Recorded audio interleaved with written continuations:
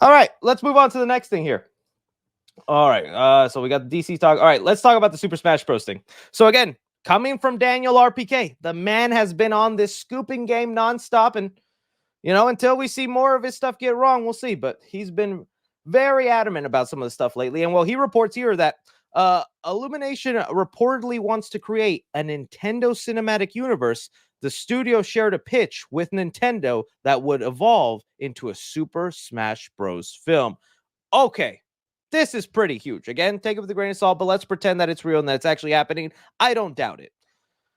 Obviously, cinematic universes are a giant big thing right now. Well, Marvel has knocked it out of the park, but we also have seen they fail. It is way harder to make a cinematic universe than you think. Okay, Marvel and the Conjuring universe are like the only cinematic universes that are actually very profitable. Okay, right now we are literally on the weekend of the DC death. It took 10 years for that thing to fall. The Dark Universe had one movie and a picture and it was gone.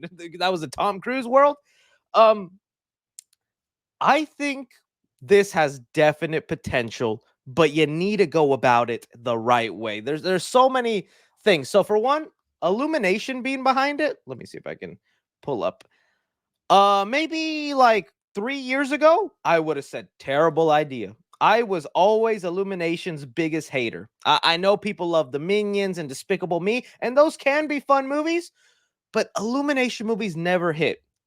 Super Mario movie, amazing. I loved it. Migration, the movie that's out this weekend, it's really good. I thought I was going crazy, but I saw other people mention like their reaction to the movie, and they're like, this doesn't feel like an Illumination movie. Like, it doesn't got pop songs, it doesn't got friggin' pop references, fart jokes, none of that. Like, it's actually a pretty great movie outside of what Illumination has usually been known for. They've stepped up their game. And you got to remember, this company is also under the same banner that brought us Puss in Boots. DreamWorks, Illumination, they work under the same banner. Something is being cooked in Illumination that they're starting to get a handle on things. So I right now kind of trust them a lot to bring together this cinematic universe, especially with what they did with Mario. My biggest issue and concern with it is I don't think you can build up to a Smash Bros. Movie the same way Marvel built up to an Avenger movie. I just don't think that's possible. It's all these worlds that I'm literally showing you right now, from Link to Legend of Zelda to Mario, Sonic, freaking Mega Man, Metroid. All these universes are very different from each other, and I would hate for the Legend of Zelda movie to feel like the Mario movie. I would hate for a Mega Man movie to feel like for whatever the Legend of Zelda movie is going to end up feeling like. Like, these are just so different from one another. I don't think you should do the thing of like, okay, we did the Mario movie, now we did the Sonic movie, now we did this movie, now we did this movie, and drop little hints of the bigger things. I don't think you can do that. I think you have to do the thing where you just make the movie. You just make Super Smash Bros. You add, obviously, I don't think you can add all these characters, but you add the heavy hitters. You add Link, you add Mario, you add Metroid, a freaking Pac-Man. If you can throw Sonic in there, I don't know legally how that works because Sonic's already in his own cinematic universe. Probably going to pack it in with like 70% Mario characters and then 30% other Nintendo related properties in there, like Star Fox. And then from that movie, you make the separate worlds, but you don't connect them. The Mario movie made it so that you could possibly let me see if I can pull it up. The Mario movie made it so that you could easily explain how there's all these different universes. Let me see if I can. There's that scene. Okay, this scene. Remember this scene where they go from New York, Brooklyn. Hey, get out of here. What you doing? They go from New York, Brooklyn into the Mushroom Kingdom through these little portals. That's how you explain it. You have the setup right there. You enter a portal, you end up in the Metroid world. Yeah, you go through a portal, you end up in Legend of Zelda, but you have minimal crossover. Because even again, like, there is no real storyline in the Super Smash Bros. Game.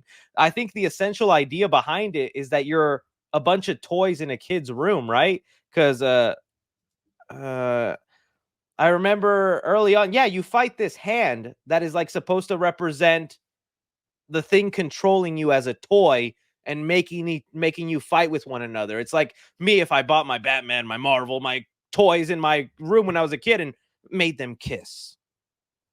That's what I was doing. Okay? You're not gonna tell on me, are you? That's what I think. And so it's like, how do you make a storyline out of that? Do you go the Toy Story route and have a kid do that and then go through his imagination? Would you even have these like giant hands coming in as the big boss at the end? What reason would you give good guys like Mario and Link to fight each other? There's like just so many questions where it's like, I don't know if it can work. But even if you make it work, $2 billion easily. Dude, this movie would make buckets of freaking money right there. So I definitely want this to happen, but I just don't know how you make it happen, right? Because you also think Illumination, they kind of have a specific style. They broke their style when going to the Mario movie, which I was surprised. I thought Mario was going to look all skinny, tight. You know how the characters in the Dr. Seuss movies look like, or even just their movies in general. The humans are always very slanky, wonky, kind of skeleton looking things. They broke that model with Mario because they wanted to stick true to what those characters look like. And at the end, that's what makes them unique, you know? So I don't know. I definitely think there's room for this to actually be a reality, for it to work, but you don't do it through movie building up. You have it be its own separate thing, and then you just go for the movie. You just bring them in. You don't have it really reference. You build up the idea of what they are. Honestly, if you just have a fun time, it'd be great. But I am curious, you know, if people like Sonic could be in it. You know, I'm still waiting for like freaking Crash Bandicoot someday to join in there. I know that's not like a Nintendo property, it's Sony, but I always believe those rumors and other things in there. And you know, how do you throw Pokemon in there? You know, it's just like what? That's a whole other universe right there. Street Fighter character, like it could be a lot of fun. I hope it happens, but I just see this being like a pipe dream, something that you always wish, but it'll never happen. Same as a Marvel versus DC movie, right? That's like something fans always dream about in the distance. Maybe they could make it work, but who knows? Who knows right there? So that's what we're hearing.